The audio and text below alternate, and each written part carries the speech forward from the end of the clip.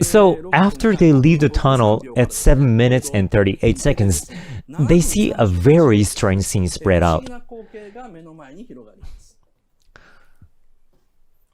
They get to this point in 7 minutes and 38 seconds. It's even faster than some Hollywood movies.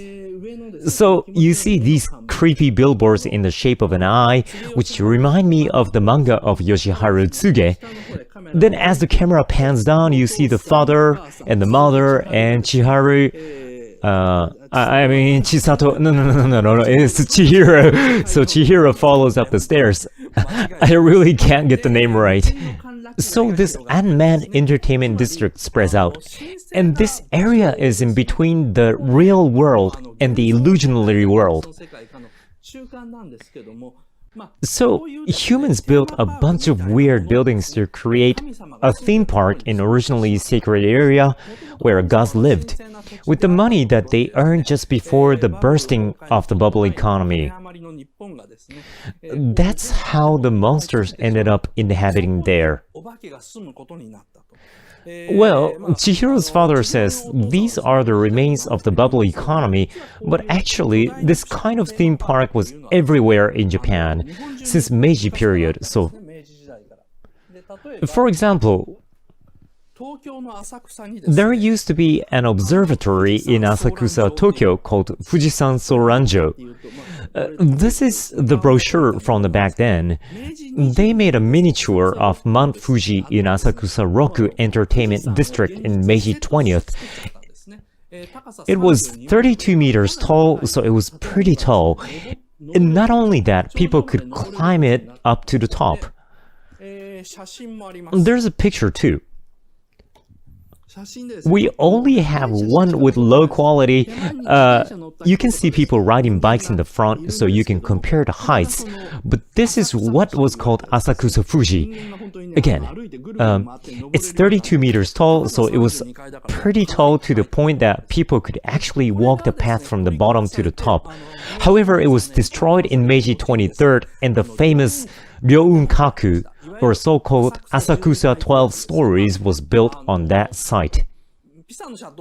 Well, it looked like a vertical version of Leaning Tower of Pisa, so this kind of buildings were built in Asakusa. There's even a color print of this. Many buildings like this were built in Asakusa, and they were in great numbers during the good times in Meiji and Taisho period. There were many famous leisure facilities like Keiyokaku Yuen, Kagetsu Yuenchi, and Togetsu-en. There was also a garden called Okuyama Fuke in Asakusa, which was called a department store of shrines and temples with all kinds of Shinto gods and Buddha available to worship. These kinds of places appear in novels written by Rampo Edogawa, such as Strange Tale of Panorama Island and Ghost Tower. Rampo wrote different novels with similar plots where people built theme parks during an economic bubble between the end of Meiji period to Taisho period that insult gods, or should I say ignore their sanctitude, which triggers a series of mysterious incidents. Well, what I want to point out here is that Spirited Away is set in an abandoned theme park where ghosts settle in. So there are some similarities. So at 9 minutes, Chisato's parents, Chihiro's parents, I keep saying her name wrong. While her parents eat the food feverishly, Chihiro has a bad feeling, so she leaves the parents and walks around the town. So it's this scene. She's walking the town. An empty downtown extends endlessly. There are lanterns that are later lit up beautifully. What I like here is that composition where Chihiro stands at the corner of the screen. Also pay attention to where the shadow is. There are the buildings that are right above, or they tilt slightly as the sunlight shines in. These details foreshadow the scary events that happens later, so every detail has a meaning.